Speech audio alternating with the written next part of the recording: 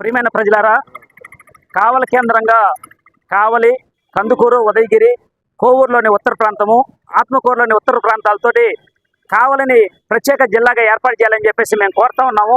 అందుకోసం ఇప్పటికే ఆర్డీఓ గారి దృష్టి కూడా తీసుకెళ్ళాం.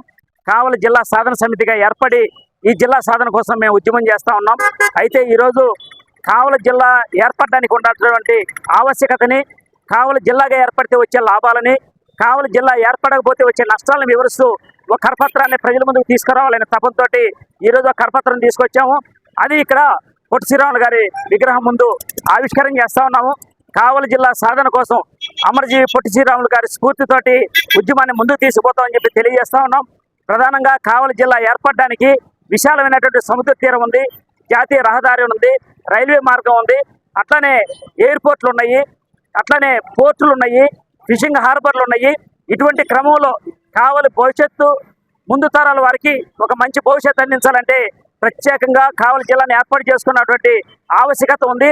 ఇందుకోసం కావలి ప్రాంతంలో ఉన్నటువంటి ప్రముఖులందరూ కూడా, విద్యా ప్రముఖులు, అన్ని రకాల ప్రముఖులు కూడా ఆలోచన చేసి కావలి జిల్లా సాధన కోసం జరిగే ఉద్యమంలో పాల్పంచుకోవాలని చెప్పేసి మేము విజ్ఞప్తి చేస్తున్నాం.